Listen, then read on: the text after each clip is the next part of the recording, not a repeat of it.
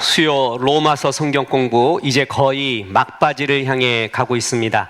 오늘 하고 다음 주에 하면 사실 로마서는 이제 마치고 그 다음 한 2주 정도 그래프를 가지고 로마서를 살펴보게 될 것입니다. 그래프를 보면서 전체 그림을 보고요. 그리고 이제 통독을 하면서 로마서를 다 끝내게 되겠습니다. 그 후에는 에베소서를 합니다.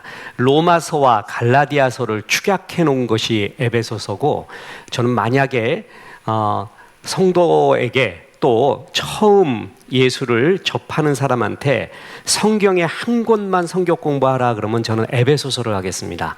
그만큼 풍성하고 모든 진리가 들어있는 것입니다. 그래서 에베소서를 신버전으로 또 공부하도록 하겠습니다.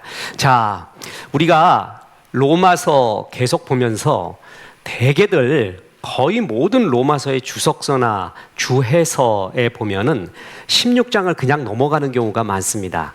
거기에 그냥 무의미하는 듯한 여러 이름들이 나와서 이 이름들이 무슨 의미가 있는가라고 하는데, 그래서 그냥 넘어가곤 합니다. 그런데 아마 다른 데서 성경 공부하는 것보다 지금 여기서 하는 로마서 16장의 성경 공부는 이들의 이름을 일부러 세세히 기록하고 이들을 공부하고 있습니다. 그 이유는 이들 이름 가운데 무명인 우리들의 이름이 있는 것이고, 또한 이런 가운데 하나님께서는 이들을 어떻게 여기시는가 우리는 살펴볼 수 있기에 이들을 더 소소히 보는 것입니다. 오늘 참 중요한 인물도 또 하나 나옵니다. 자, 이제 계속 로마서 16장에 이어지고 있는 바울의 동역자를 보겠습니다. 사도 바울은 로마서 마지막 장인 16장에서 한 사람 한 사람의 이름을 다 부릅니다. 한 사람의 이름을 다 부른다는 것은 하나님이 우리를 그렇게 기억하고 있다는 것이죠. 지금 글을 쓰고 있는 것 중에 하나가 디테일에 대한 것입니다. 우리 하나님의 특징이 뭐냐면 디테일하신 하나님, 참 섬세하신 하나님이라는 거죠.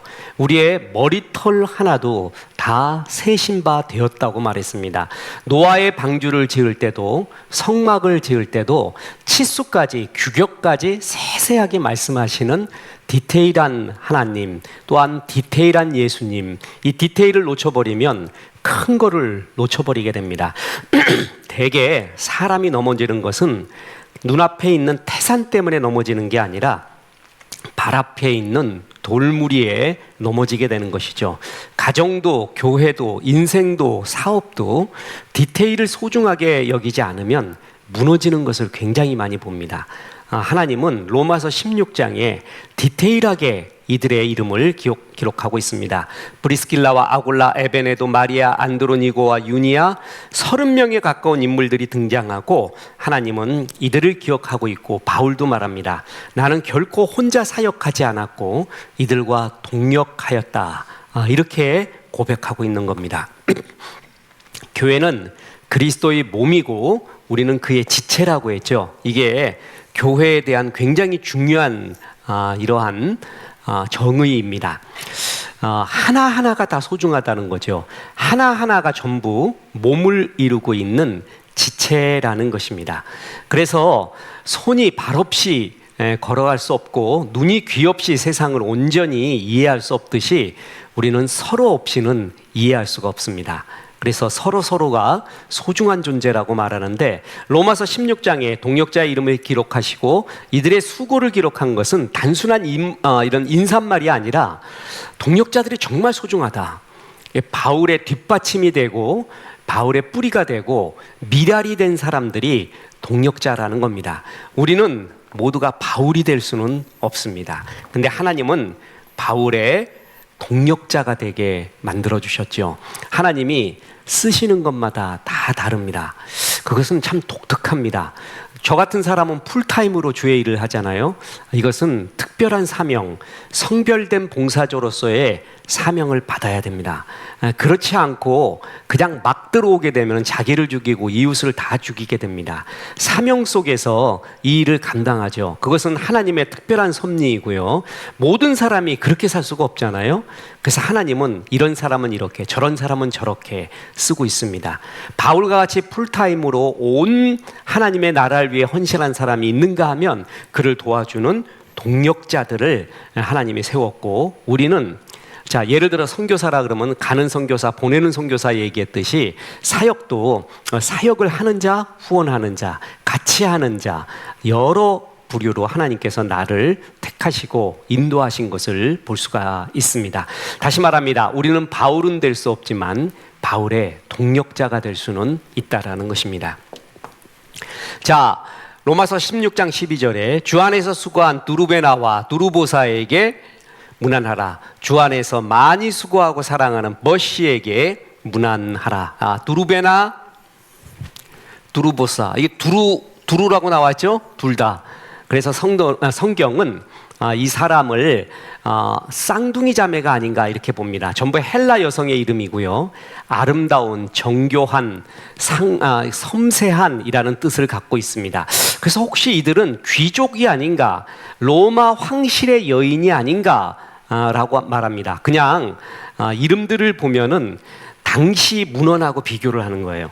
당시에 황실, 로마 귀족은 어떤 이름들이 있었고, 또한 평민들 아니면 하류층은 어떤 이름이 있었고가 거의 흐르는 모습이 있거든요. 거기서 생각해 보건데, 두루베나와 두루보사는 헬라 사람들이고 로마의 귀부인 내지는 로마의 어떤 황실의 사람이 아닌가 이렇게 추측을 합니다. 예를 들어서 로마 황제의 딸을 개똥이라고 짓지는 않아요. 그죠? 그걸 보면은 추측이지만 거의 맞잖아요. 그 정도는요. 거의 맞습니다. 만드기 이렇게 짓지는 않는단 말이에요. 그래서 그런 걸 보면은 그 계층이나 또한 어떻게 살았는가를 추측하는 데 이들은 거의 귀족의 이름, 그러니까 하나님 나라는 여러 부류가 있다라는 것입니다. 정말 여러 부류가 있습니다. 누차 말하지만 제가 대학 다닐 때 이른바 해방신학, 민중신학으로 무장된 학생들이 기독학생회라는 이름으로 굉장히 학교에 많이 들어와서 동아리도 만들고 활약을 이렇게 막 했었습니다. 그때 그들이 주장하는 예수님이 뭐냐 하면 예수님은 가난한 자를 위해 왔대요. 그래서 제가 말했습니다. 맞는 말이다.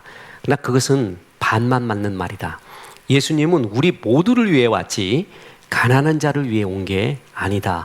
그러면서 그 증거로 성경에 보면 낮은 계통의 사람을 하나님이 쓰신 경우도 있고 아주 높은 계통의 사람을 쓰신 경우도 있다. 그러면서 룻기와 에스더서를 얘기해 줬어요. 룻은 모압 여인이었고 또한 이방인이었고 하류민이었고 에스더는 왕후였다. 주님은 다 쓰고 있지 않는가. 그러면서 신약 성경에도 수없이 그런 예들이 많이 있다라고 말을 했습니다. 한쪽으로 치우치면 안 되는 거예요. 주님은 모두를 위해 온 것이죠. 그리고 하나님이 쓰시는 자도 이렇게 왕족도 쓰고 귀족도 쓰고 다 쓰십니다. 이들을 주 안에서 뭐라 그랬어요? 수고했다. 이렇게 표현을 했습니다. 이 수고라는 것은 너 참 수고 많았다 이런 표현을 쓰잖아요. 근데 성경에서 말하는 수고가 있어요. 수고를 또 다른 말로 하면 헌신이라고 말하는데 저는 이 헌신의 정의를 이렇게 이야기합니다. 손해를 볼 정도, 요거를 헌신의 차원이라고 이야기합니다. 그러니까 수고했다, 헌신했다라는 것은 대개 우리가 헌신할 때는요, 손해보지 않을 선에서 해요. 그러니까 내 시간, 열정, 물질, 이 모든 것을 손해보지 않는 선 곳까지만 해요. 그리고 이제 다 했다라고 이야기를 하죠. 좀 어찌 보면 하나님을 업신여기는 겁니다. 그런데 성경에서 헌신이라는 것은 뭐냐면 내가 이 일을 함으로써 조금 손해가 와요. 내 시간에 손해가 와요. 아까워요. 그리고 내 열정에 손해가 가요. 내 물질에 손해가 가요. 그게 사랑의 흔적이죠. 손해보는 차원까지 가는 것이 사랑의 흔적이지 손해보지 않는 차원까지 가서 무슨 일을 한 것은 수고라고 말하지 않습니다. 이렇게 하나님 앞에서 또한 이웃 앞에서 인색하면 안 됩니다. 인색하면 안 돼요. 정말 그건 나중에 하나님이 다 결산을 하십니다. 그래서 수고라는 것은 뭐냐면 헌신했다는 거고 헌신은 손해볼 정도로 일을 했다라는 것입니다. 내가 인생 돌아보면서 손해볼 정도의 일을 했는가? 어떤 사람이 제일 소중해요? 내가 모든 걸 쏟은 사람이에요. 그 사람이 나중에 소중하거든요. 저 사람은 내가 항상 손해보지 않을 정도까지만 대했어. 저 사람도 그랬고, 그 사람 하나 기억이 안 납니다. 아무 기억이 나지 않습니다. 제가 무조건 사보는 책이 있는데 그 부류 중에 하나가 뭐냐면 할배들이 쓴 글이에요. 이 사람들이 쓰는 글이 있거든요. 일본에서 나온 글도 있고 우리나라에도 있고, 우리나라에서 벌써 어제 교보를 갔는데 2집이 나왔어요. 2집이 나와서 할머니 할아버지들이 75세 이하는 받지도 않아. 그래갖고 쓰는데 거기서 나온 거를 갖다 묶은 거예요. 야, 이들이 도대체 무슨 이야기를 할까? 난 일본 사람이 쓴 거 중에 제일 재밌는 게 사랑인 줄 알았더니 부정맥. 그게 제일 웃겼거든요. 이제 지금도 가슴이 뛰어가지고 뭔가 이게 사랑 아닌가 이 나이에도 했더니 알고 보니 부정맥이래. 얼마나 유쾌해요, 그런 것이. 재밌잖아요. 그래서 그들이 뭘 느끼는가, 삶의 마지막에서 뭘 생각하는가, 그거 참 영감이 있어요. 나는 어떤 어려운 사람, 어떤 어려운 글들보다 그런 글이 그렇게 좋을 수가 없어요. 그래서 보면은 결국 끝에 가서 무슨 얘기하냐 하면 내가 뭐가 남았는가, 무슨 흔적이 남았는가를 말을 많이 합니다. 그 중에 뭐냐 하면 내가 사랑하고 쏟아내고 손해보고 눈물 흘리고 안타까워했던 그게 결국 남더라. 참 그게 젊은이들에게 굉장히 경종을 울립니다. 그죠? 손해볼 정도까지 하세요. 자, 다시 말하지만 이거 담임 목사로서 이데올로기성 발언이 아닙니다. 여러분 정말 손해볼 정도까지 해야 인생과 신앙 앞에서 할 말이 있는 거예요. 할 말이. 그죠?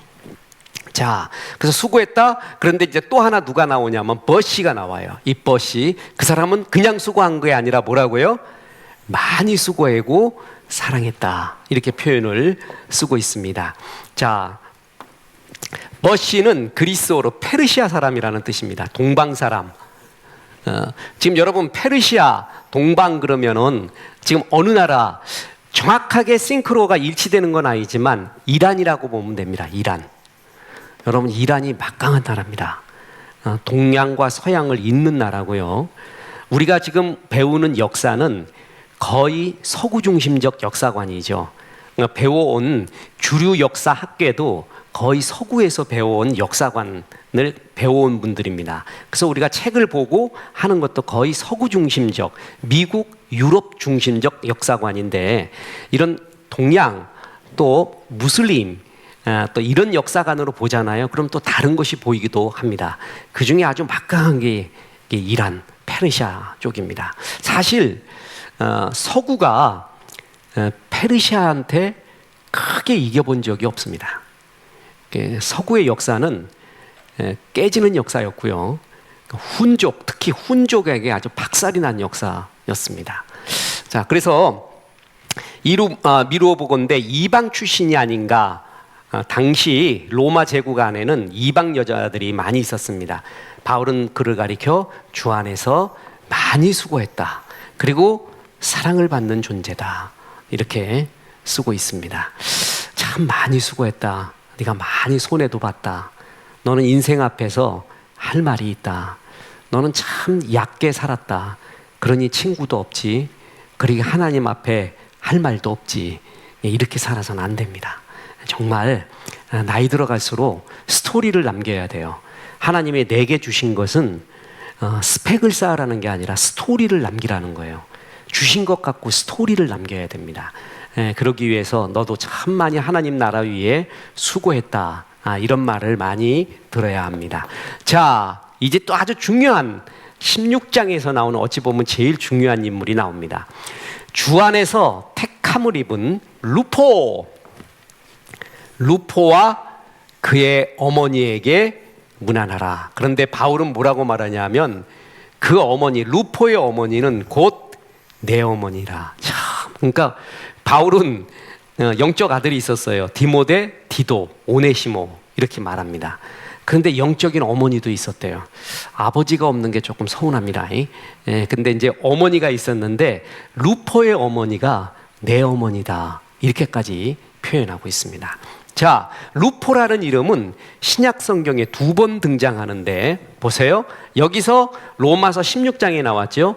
또 하나가 그 유명한 구레네 시몬의 사건입니다. 자, 보세요.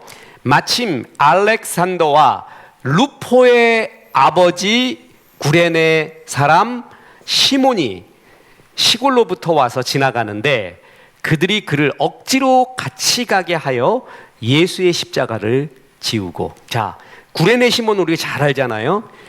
구렛나루가 많다 그래서 구레네가 아니에요. 이게 아프리카 지역의 이름이에요. 가롯 유다 그러면 가롯 지방이라는 얘기고요. 그죠? 자, 구레네 시몬의 이야기를 할 때 일부러 하나님은 누구의 아버지라고 기록을 합니다. 일부러 누굴 기록하고 있죠? 루포의 아버지. 그렇다면 그것은 루포라는 것은 이 성경이 쓰여질 당시 초대교회의 유명한 사람이라는 얘기입니다. 구레네 시몬이 누구냐면 루포의 아버지야. 루포 아주 유명한 그리고 신실한 많은 사람의 귀감이 된다라는 의미이기 때문에 루포의 아버지라고 말합니다. 그 루포가 로마서 16장에 나오는데 루포와 그의 어머니. 자, 루포와 그의 어머니라면은 이 어머니는 누구의 아내예요? 그러면은 구레네 시몬. 이 정도 촌수를 모르면은 정말 기도받아야 돼요. 그거는. 자, 이거는 뭐예요? 시몬, 구레네 시몬의 아내입니다. 그죠? 야, 이렇게 연결이 되는 거예요.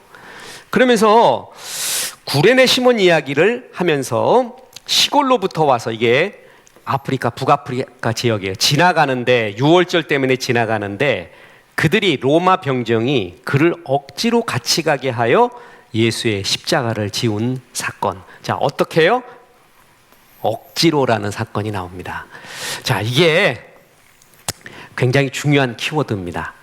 우리가 주의 일을 할 때 자원해서 하는 것이 최고입니다. 그죠? 근데 어떨 때는 억지로 시켜서 하는 경우도 있습니다. 내 체면 때문에 하는 경우도 있어요. 내가 어쩔 수 없이 다른 사람도 하니까 억지로라도 해요.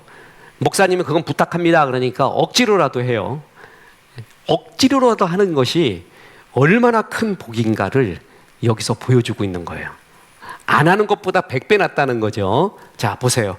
루포의 아버지 구레네 시몬은 엉뚱하게 예수를 믿게 됩니다. 유월절 지키기 위해 저 멀리 북아프리카 구레네 지방, 북아프리카 지방의 구레네에서 예루살렘으로 올라왔습니다. 그 성전 지나가는 중이었습니다. 구레네는 오늘날 북아프리카 리비아 수도인 트리폴리 부근이 아닌가 이렇게 봅니다. 그런데 우연히 예수님께서 십자가 지고 가는 행렬과 마주치게 되었고 로마 군사들이 명령에 따라서 억지로 예수님의 십자가를 대신 지게 되었습니다. 자, 여기서 이제 재미나는 거죠. 어찌됐든 이 사람이 뭘 지키러 왔어요? 지키는 거예요. 형식적으로라도 그날은 지켜야 된다. 3대 절기는 예루살렘으로 모이자. 그래서 오게 되면서 역사가 일어나는 거예요. 우리 어머니 아버지가 어떻게든 교회에 오자 그래갖고 왔어요. 그러면서부터 역사가 일어나는 거예요. 그 다음엔 하나님이 하시는 거예요. 그죠? 어떤 시골 목사는 진짜 소나기 목사라는 별명 목사 있어요. 부흥사인데 어떻게 예수 믿었냐 하니까 시골에서 소나기 맞아가지고 그거 피하려고 교회 들어간 거예요. 근데 그 교회에서 부흥회를 하고 있어가지고 그때 은혜를 받아버려갖고 이 사람이 나중에 목사 부흥사가 된 겁니다. 그래서 자기 별명을 소나기 목사라고 해요. 그냥 아주 엉뚱하게 믿게 된 거예요. 그게 하나님의 사실은 섭리 가운데 있는 거죠. 정말 엉뚱한 게 아니란 말이에요. 이게 정말 엉뚱하게 십자가를 지게 됐어요. 자, 당시에 이 법에 의하면은 십자가형을 당하는 괴수는 자기 십자가를 지고 가게 돼 있어요. 그래서 예수님도 처음에는 자기 십자가를 지고 골고다 언덕을 올라가고 계셨습니다. 근데 그 전날 그 유명한 겟세마네에서 밤새 기도했죠. 제자들은 다 주무시고. 그래서 새벽부터 끌려다니면서 신문당하게 됩니다. 채찍당하게 됩니다. 육체적으로 기진맥진한 상태였습니다. 그래서 길을 가다가 십자가 지고 가다가 몇 번이고 넘어지셨을지 모릅니다.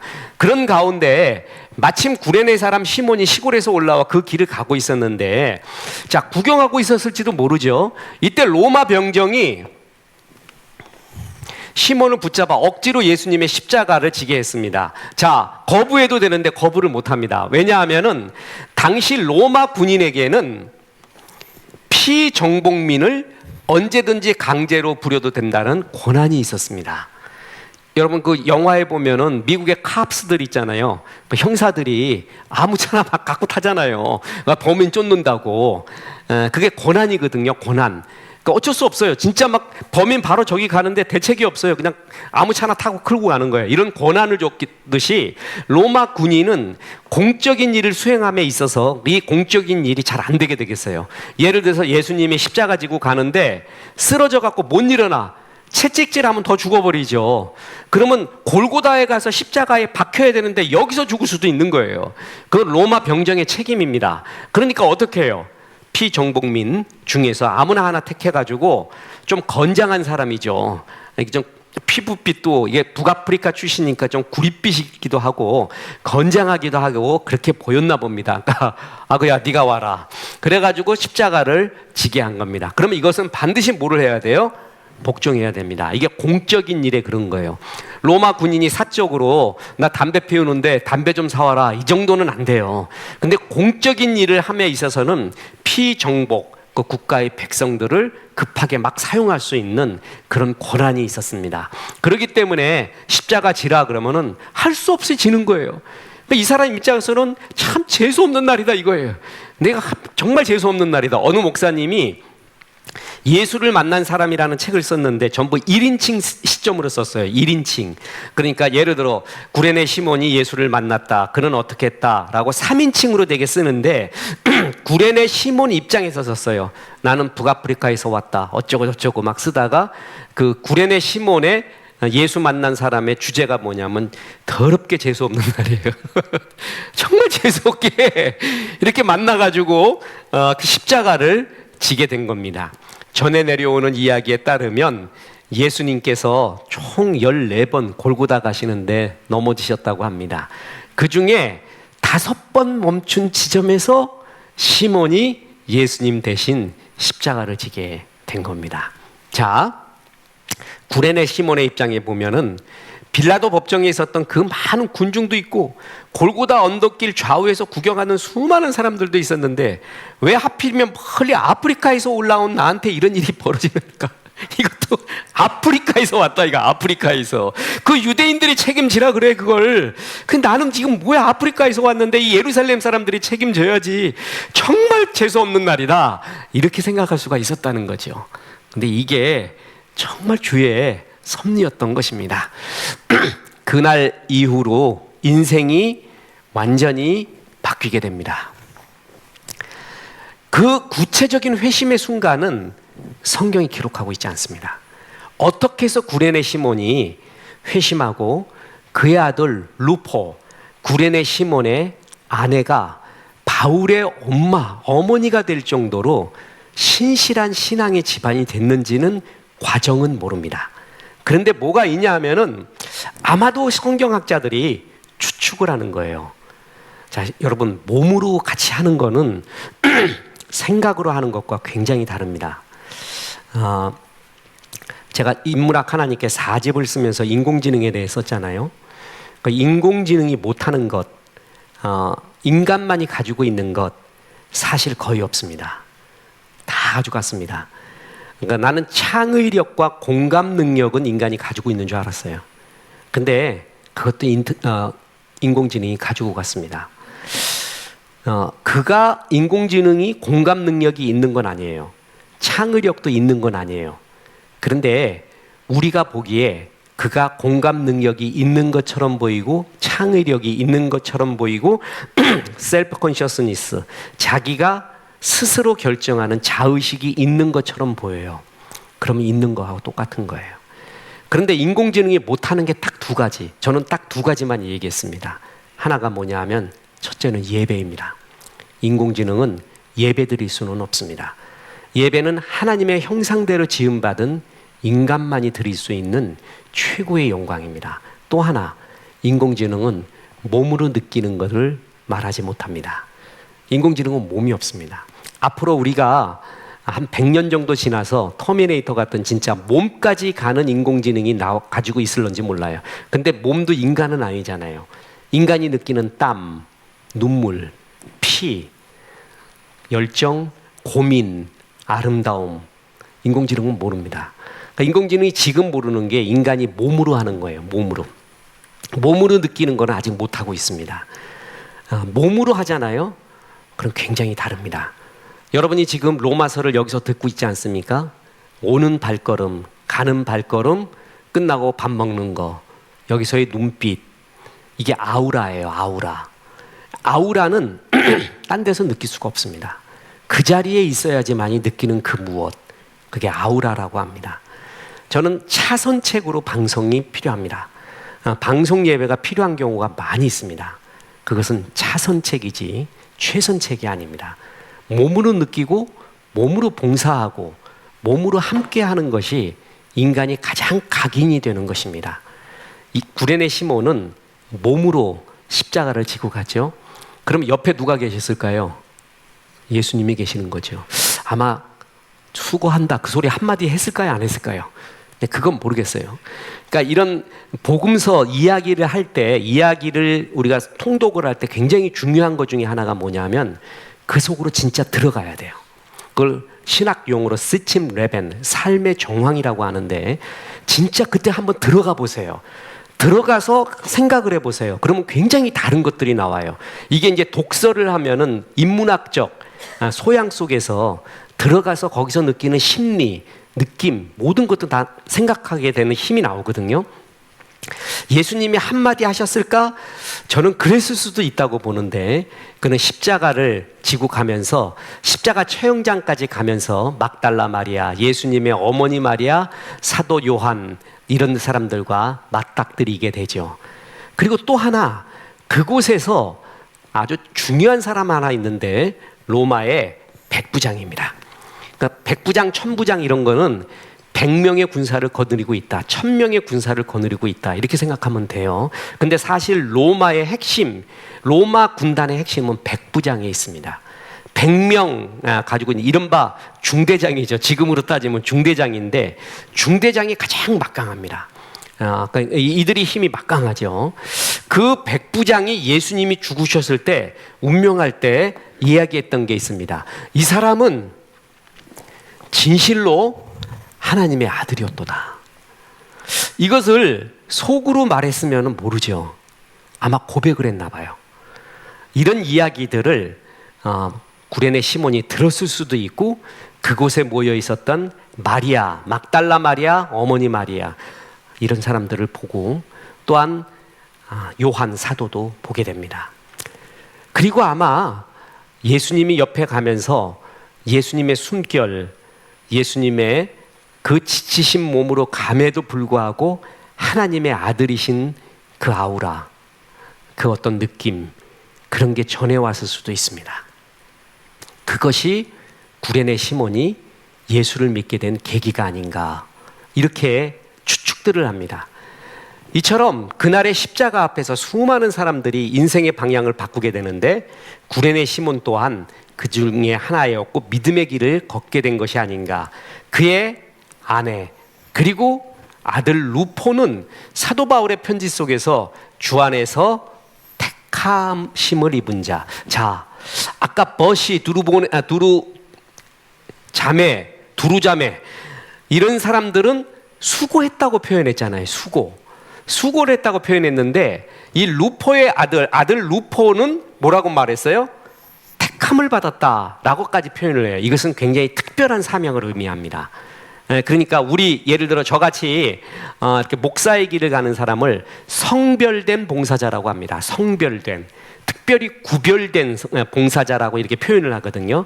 마찬가지로 이때 택함을 입었다라는 신약의 표현들을 보면 특별한 사명, 그러니까 뭔가 좀 이렇게 평범하게 일하면서 사역하는 경우도 많지만 특별한 사명을 불어넣어 줬다라는 그런 의미입니다.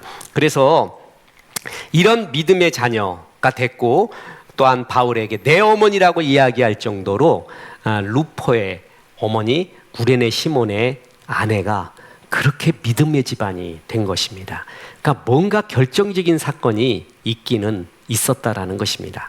자, 사도 요한은 원래 보아너게 우레의 아들이었습니다. 그러니까 굉장히 성격이 급하고요, 한가닥 했나 봐요. 예수님을 사마리아 마을에서 영접하지 않으니까 벼락 내리자 이랬어요. 그래서 그때부터 별명이 우레의 아들이라고 이렇게 이야기합니다. 그러니까 냄비죠, 냄비. 확 끓었다가 확 식기도 하고 그랬는데 그가 사랑의 사도가 됩니다. 그래서 성경학자들이 모든 사도가 다 도망갔는데 한 사람만 십자가 옆에 있었어요. 그게 누구냐면 사도 요한이었습니다. 그래서 어머니를 부탁하잖아요. 그래서 진짜 제일 믿을 만한 사람한테 부탁하는 거예요. 안정적이고 정서도 안정적이고 마음도 기복이 없고, 그죠? 이런 사람한테 부탁을 했는데 사도 요한이 어떻게 그렇게 사랑의 사도가 되었을까라고 표현할 때 많은 성경학자들이 요한복음에서 그 결과를 찾습니다. 항상 예수 곁에 있었어요. 예수 곁에. 예수 곁에 그 품에 의지한 채 누운 자, 그 품에 안긴 자라고 표현을 쓸 때 그게 전부 사도 요한이었습니다. 예수님과 육적으로 가까이 있었던 거예요. 그래서 그 품에 기대면서 예수님의 그 사랑의 심장의 고동소리를 다 듣게 되었다. 그것이 전이 되었다. 이렇게들 표현하죠. 저도 굉장히 옳다고 봅니다. 예수님께 항상 가까이 있었어요.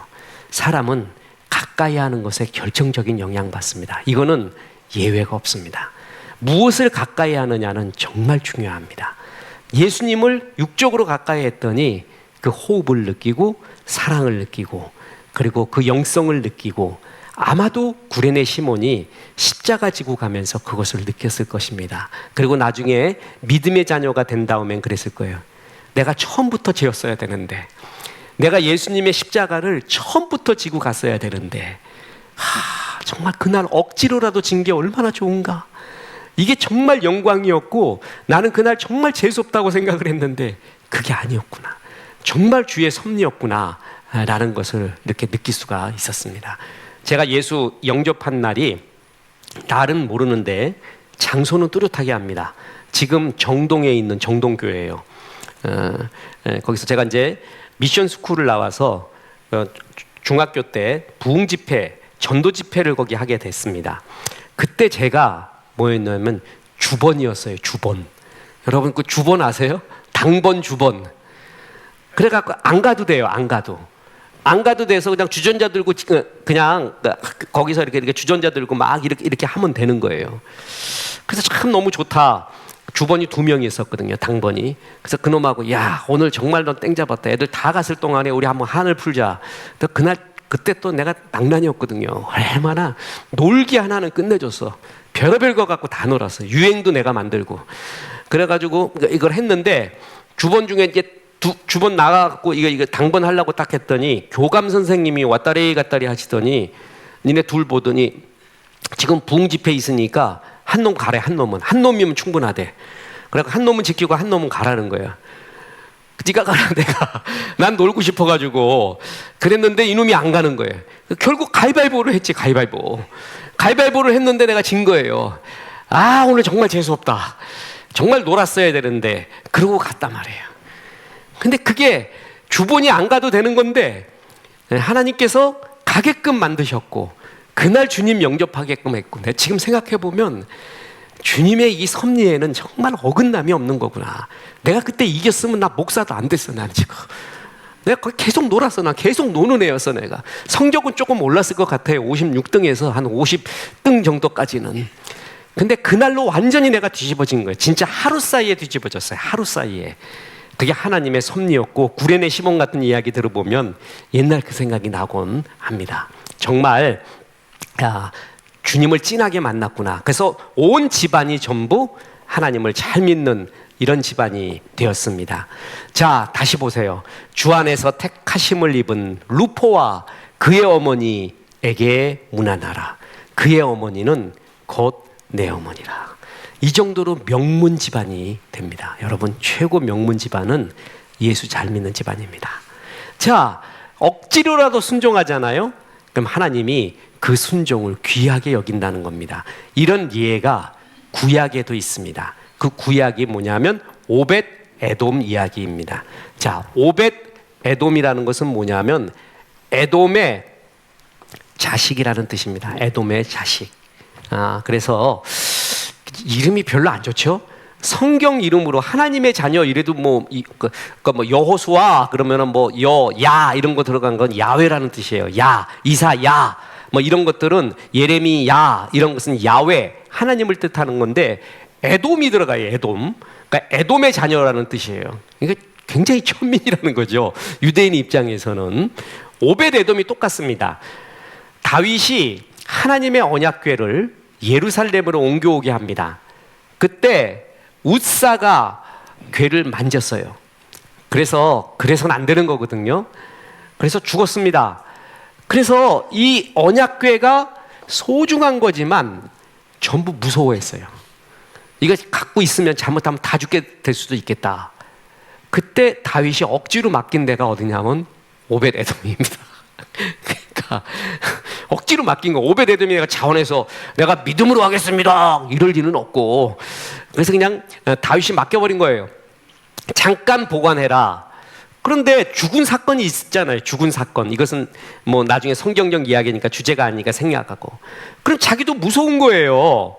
그런데 명령이고 억지로라도 주의 언약궤를 맡아야겠다 해서 순종을 합니다. 그랬더니 역사가 일어났는데 사무엘하 6장 11절에 여호와의 궤가 가드 사람 오벳 에돔의 집에 석 달을 있었는데, 자, 무슨 사람이라 그랬어요? 자, 가드 어디서 많이 들어봤죠? 다윗이 도망갔던 데가 가드예요. 거기서 가드 왕 앞에서 뭐예요? 미친 척한 그게 가드입니다. 가드. 자, 가드 사람 오벳 에돔의 집에 석 달을 있었는데 여호와께서 오벳 에돔과 그의 온 집에, 자, 그 사람뿐만이 아니라 뭐라고요? 그의 온 집에 복을 주시니라. 그냥 맡았을 뿐인데, 할 수 없어서 했을 뿐인데 억지로라도 하잖아요. 그럼 이런 역사가 일어나는 겁니다. 참 이게 영적으로 깊은 이야기입니다. 자, 계속 보겠습니다. 오벳 에돔을 이해하려면 고라를 이해해야 합니다. 자, 고라 하면은 상징이 뭐죠? 반역자의 상징이에요. 고라. 고라.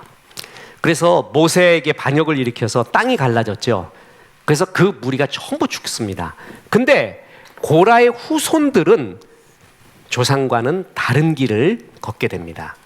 충성을 다하며 살았고, 그래서 하나님이 귀하게 쓰임받는 명문 집안으로 변화되게 됩니다. 자, 여러분, 우리 할아버지가 잘못했더라도요, 그 밑에 사람이 예수 잘 믿잖아요.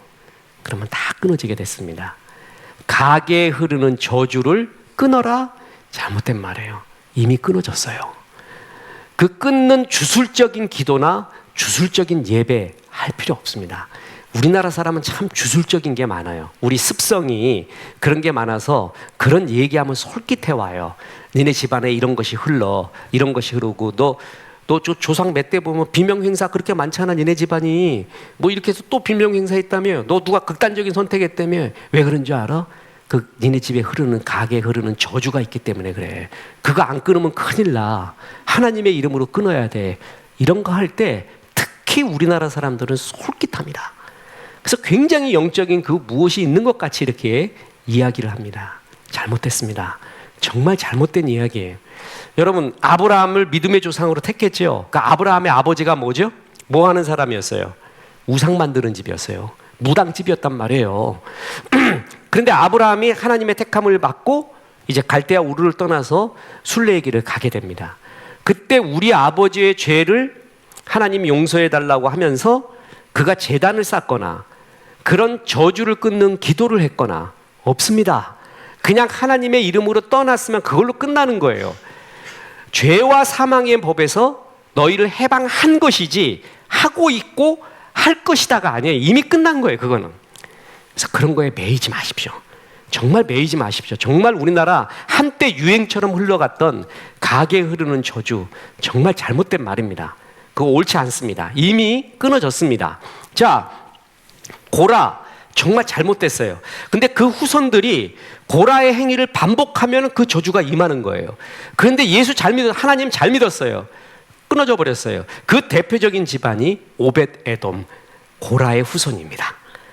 그러니까 잘못돼야 되는 집안이에요. 근데 그렇지 않다는 거죠. 하나님 앞에 충성하면 그것이 그대로 이어지게 된 것입니다. 자, 그래서 오벳 에돔이 베레사 우사 사건 이후로 언약궤를 두려워하던 때에 자기 집에 궤를 모셨습니다. 이것도 또한 뭐라고요? 억지로 맡게 된 일이었지만 순종을 하나님이 그렇게 좋아합니다. 신앙생활에서 순종하지 않으면 잡종되는 겁니다. 진짜 중요한 건 순종이에요. 이게 좀 많이 배우고요, 지적이고요, 내가 많이 가졌다 하는 사람일수록 극과 극으로 나눠져요. 절대 순종 안 하는 사람이 있어요. 그리고 그런 사람일수록 또 순종 잘하는 사람을 봤습니다. 하나님 나라는 순종하지 않으면 역사가 일어나지 않습니다. 목회자로서 제일 힘든 사람이 순종하지 않고 자기 뜻대로 사는 사람이에요. 자기 의대로. 참 그럼 제일 힘들어요. 그 사람이 능력까지 있어요. 정말 힘듭니다. 순종하는 사람을 하나님 쓰시고, 자, 우리가 구레네 시몬의 사건이나 오벳 에돔의 사건에 보면은 억지로라도 순종했잖아요. 억지로라도 맡았잖아요. 그때 그 순종을 얼마나 귀하게 보시고 크게 보시는지 모릅니다. 아, 마음에서 우러나와서 해야지. 그럼 맞아. 근데 안 우러나와 우리가. 여러분 한번 생각해봐요. 기도는 진심으로 드려야지. 진심으로 해요 여러분? 나도 안 해. 나도 솔직히. 나도 이렇게 내 기도가 100이잖아요. 그럼 그 중에 진심이 얼마 있는가? 별로 많지 않아요. 자꾸 딴 생각이 나요. 막 옛날 금식하면 닭만 보였어요, 눈앞에. 어제도 자기 전에 배가 고파가지고 야식 먹지 마자. 그러니까 간접으로 먹자. 간접으로. 그리고 유튜브 틀어봤더니 그냥 여자가 짜파게티를 갖다가 그냥 5그릇을 지금도 침이 막 나. 5그릇을 먹고 있는 거 내 간접으로 봐. 그 집사람이 와가지고 그런 거 보니까 당신이 자꾸 유혹받아가지고 그런 거 먹는 거 아니냐고. 그래서 곧바로 빗소리로 바꿨습니다. 자기 전에 빗소리를 듣습니다. 빗소리 쭉쭉 내리는 빗소리 듣고 이제 자자. 비 내린다. 비 오니까 뭐 하냐. 자자. 그러니까 여러분 억지로라도 순종을 하잖아요. 그러면 역사가 일어나요. 안 하잖아요. 역사가 안 일어납니다. 그러니까 하나님이, 자, 내가 억지로라도 어떤 일을 맡았어요. 할 수 없어서 했어요. 할 수 없어서. 속으로 우러나온다? 그래, 제일 좋아요. 속으로 안 우러나오는 경우가 대부분입니다. 다시 말하지만 목사가 기도할 때 100 중에 통닭 생각만 나요. 어떨 때는 미운 사람 생각나요. 어떤 사람은 어떤 건 좋은 것만 생각나. 요 기도 끝나고 할 일도 생각나요. 그래서 내 기도가 100이라면 내 기도의 진심은 나 솔직히 말해서 50도 안 되는 것 같아. 나 목사지만 이 얘기하는 거예요. 근데 내 기도의 힘은 어디에 있는 줄 아세요? 내 진심에 있는 게 아니에요. 예수의 이름에 있는 거예요. 그래서 기도할 수 있는 거예요. 예수의 이름에 힘이 있기 때문에 기도할 수 있는 거지, 네가 전심 진심, 우리 인간은 죄성이 있어서요, 그거 안 됩니다. 내가 그렇다고 말하는 사람은 거다하게 거짓말이에요. 거짓말. 아주 진짜 자기가 멋져 보이고 뭐 다 한다고 하는 사람들이 있어요. 진짜 속을 벗겨보면 거짓말 많습니다. 난 차라리 내가 이런 죄성이 있고 난 이렇게 부족한 사람입니다 하고 하나님 앞에 진실된 게 더 좋아요. 내가 완벽해 보이고 진짜 능력 있어 보이는 이야기보다도 내가 허물 많지만 주의 은혜로 삽니다라는 진실이 더 중요한 거예요. 우리는 어떨 때는요, 억지로 하는 경우도 많습니다. 목사도 목사니까 의무적으로 하는 것도 사실 많아요. 주의 일이에요, 분명히. 근데 목사니까 해야 돼요. 정말 속으로는 하기 싫어요. 근데 목사니까 해야 되는 경우, 그런 경우도 있습니다. 그때 할 때 은혜가 임한다는 거죠. 전에는 아무튼 제가 코가 하나도 냄새를 못 맡았을 때 0이었어요. 0. 그러니까 아주 냄새, 지금은 거의 우리 집안의 개코가 접니다. 아주 완전히 그냥 크레이지 도구가 돼갖고 그냥 이렇게 막 냄새 그렇게 좋고 향수가 그렇게 좋아요. 그냥 하늘 풀어, 하늘. 내가 그냥 백화점도 가면 1층 좀 지나가자. 향수 냄새 맡으자. 옛날 하늘 푸는데, 이제 아주 옛날 제가 초창기 목회할 때 이렇게 구강암 환자가 있었습니다.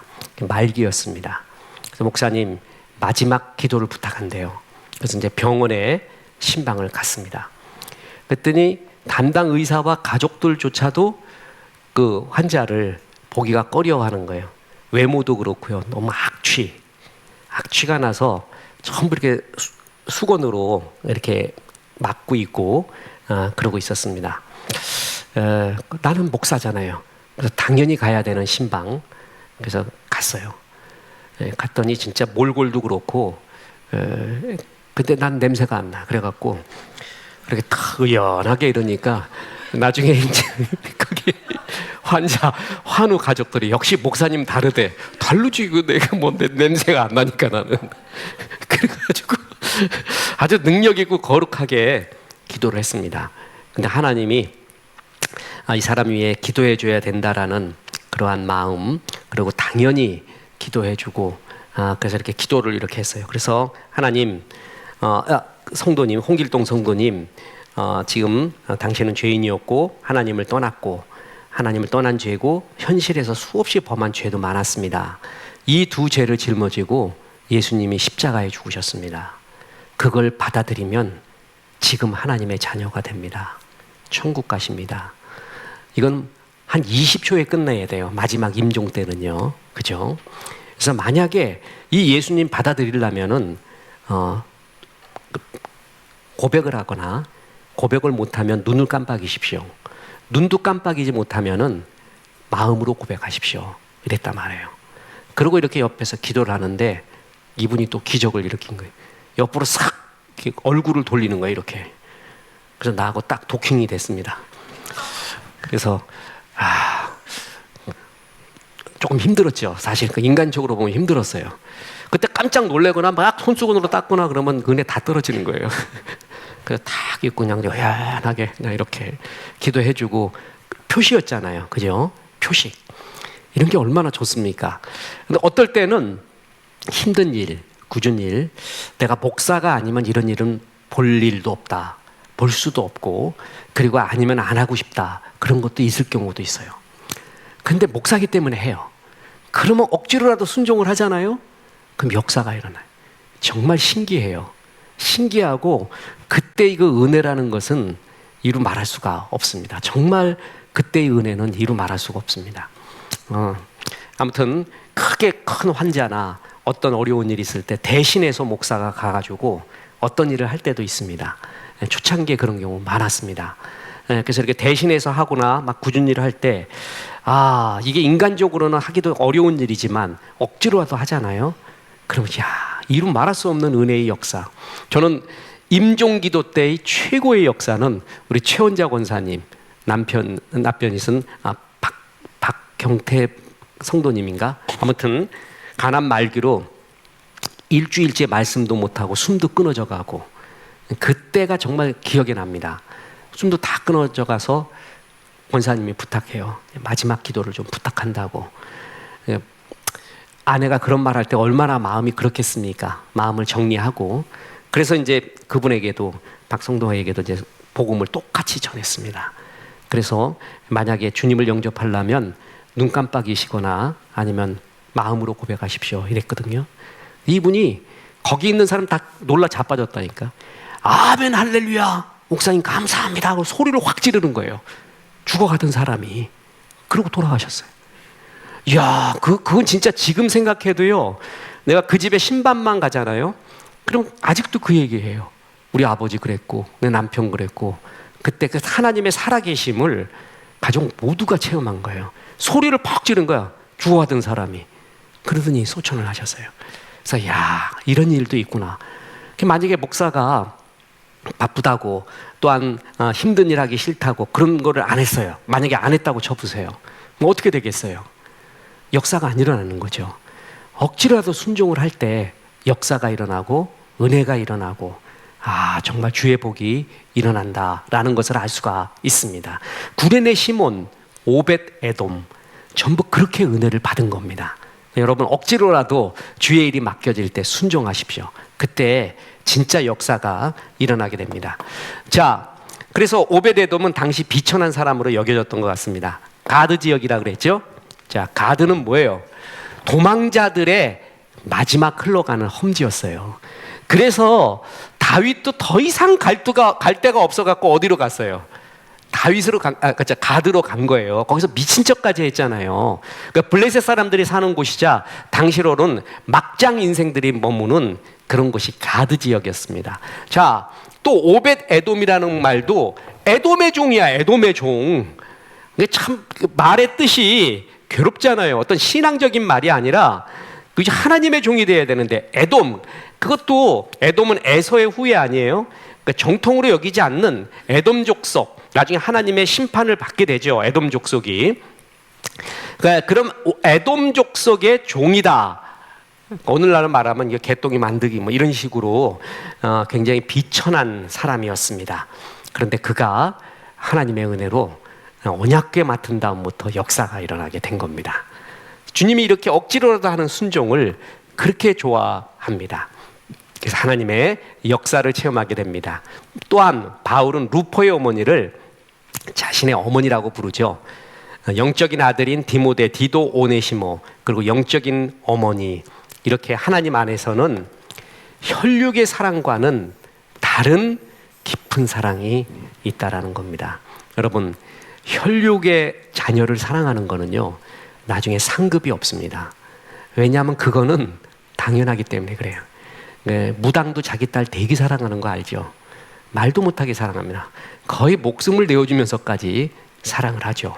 혈육의 사랑은, 그래서 성경에 보면은 자녀들아 부모에게 순종하라는 말이 있는데 부모들아 자녀를 사랑하라는 말은 없습니다. 아예 없습니다. 하지 말래도 하니까 그래요. 그건 당연지사예요. 그래서 혈육에 대한 사랑은 상급이 없습니다. 그런데 상급은 없지만 그 의무도, 그 사랑도 못하는 사람이 있죠. 그 사람은 질책이 있을 뿐이지 그거 사랑했다고 해가지고 상급 받는 거 아니에요.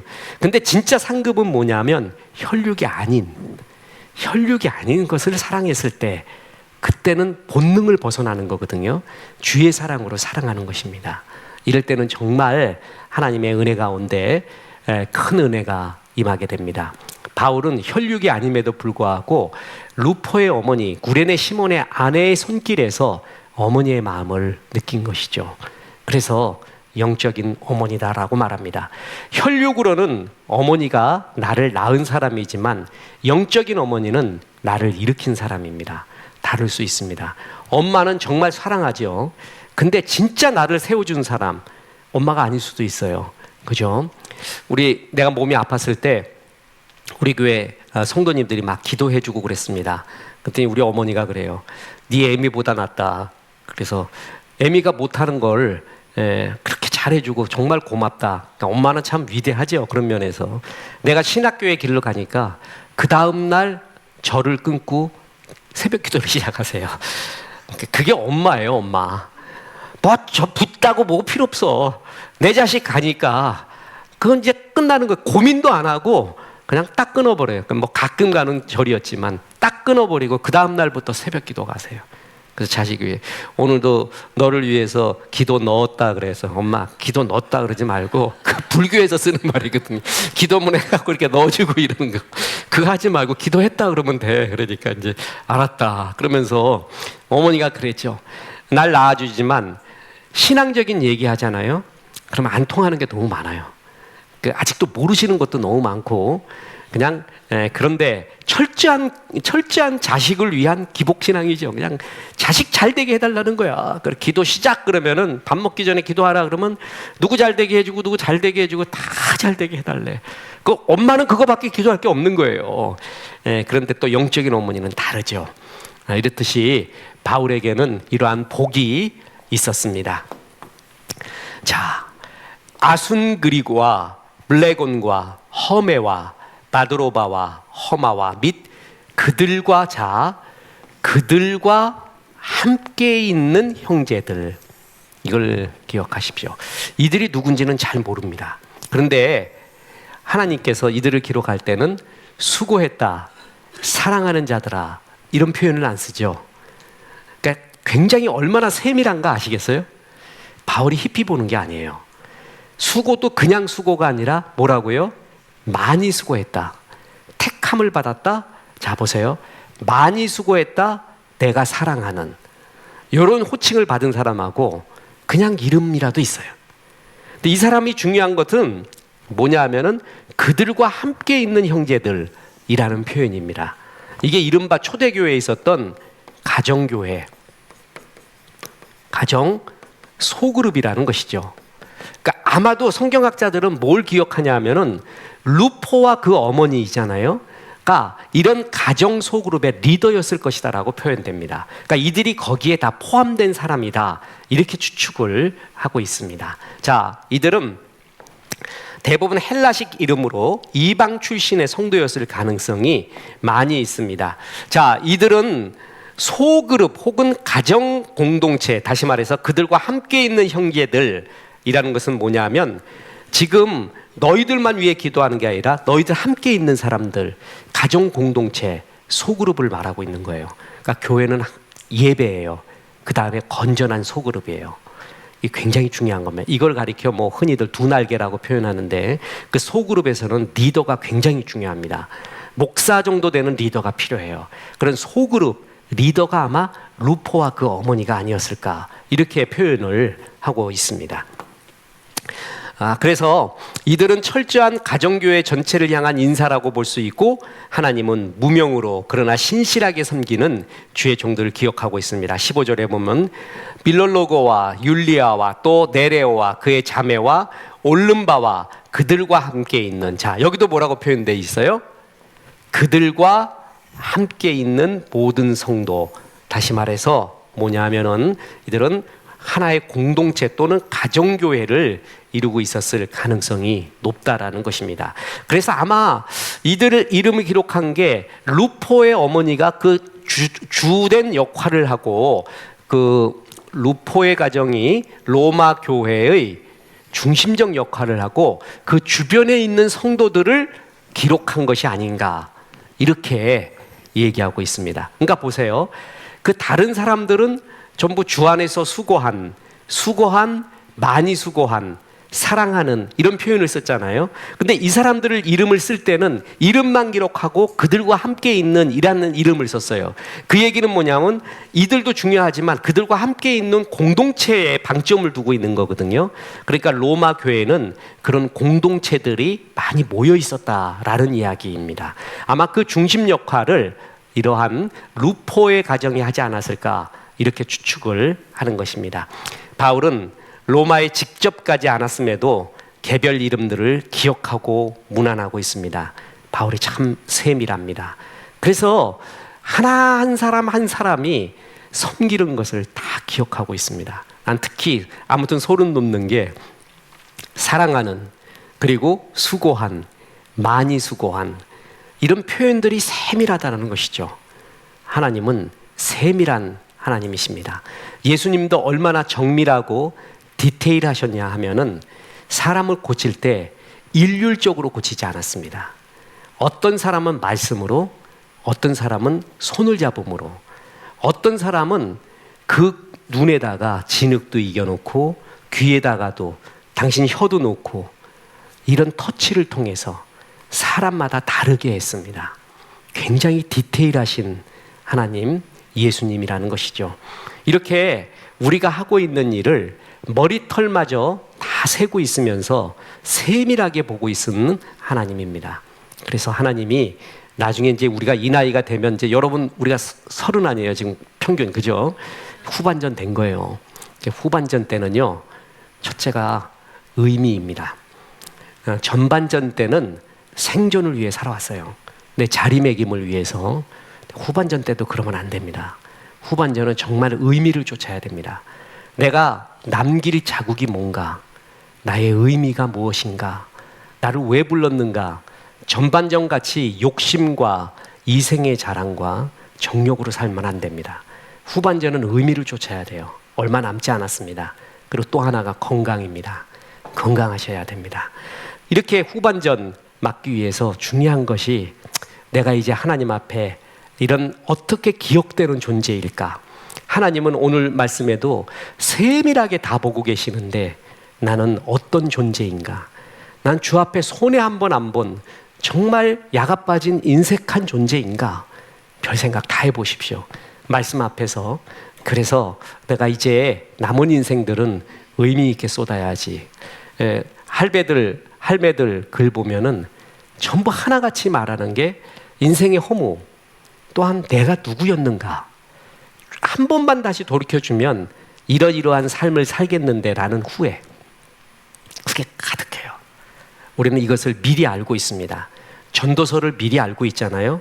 그래서 이런 걸 볼 때 내가 바울이 될 수는 없어도 바울의 동력자가 되어 주 안에서 많이 수고한 홍길동, 나는 그 사람을 참 사랑합니다, 이들을 기억하십시오 라고 하는 바울의 호칭, 하나님의 그러한 축복의 말씀을 잘 들으시기를 주님의 이름으로 축원합니다. 우리 다음 주면 로마서 2강해로서는 마지막입니다. 그리고 2주 동안에는 도표를 갖고 봅니다. 전체 그림을 보는 거죠. 그리고 그 다음 주에는 딱 앉아서 로마서 전체를 통독해버립니다. 쭉쭉쭉쭉 통독합니다. 그래서 로마서를 마치게 됩니다. 그리고 한 주 정도 브레이크 타임 가진 다음에 에베소서를 하게 됩니다. 혹여 주변에서 아이를 못 낳거나 그러면 에베소서를 꼭 데리고 오시기 바랍니다. 그래서 이거를 강해를 충분히 들으면 나으리라고 이렇게 봅니다. 오늘 영적인 양식 주셔서 감사하고, 우리 오늘 또 점심 식사는 최명주 권사님 어머님이 헌물해 주셨습니다. 그래서 잘 먹겠습니다. 기도하겠습니다. 하나님, 오늘 로마서 16장 말씀을 통하여서 주님이 세밀하게 우리 모두의 삶을 보고 있는 것을 보았습니다. 또한 구레네 시몬의 헌신, 오벳 에돔의 헌신, 억지로라도 헌신하고 순종하는 것을 기뻐하시는 하나님의 모습을 보았습니다. 하나님, 우리도 그렇게 살기 원합니다. 얼마 남지 않은 인생입니다. 나라가, 세계가 참 혼돈스럽습니다. 생명의 말씀을 밝혀 헛되지 않은 우리의 삶이 되게 도와주옵소서. 최명주 권사님 그 가정을 축복합니다. 아들이 결혼하였습니다. 진리와 함께 기뻐하는 가정 되게 도와주시고, 하나님의 은혜가 흐르는 가정 되게 도와주시고, 우리 최명주 권사님 영혼이 잘 되시고 그 가정 건강하시고 관계된 것들이 잘 되시고 덕이 되는 귀한 가정 되게 도와주옵소서. 점심 잘 먹겠습니다. 예수님의 이름으로 기도합니다. 아멘.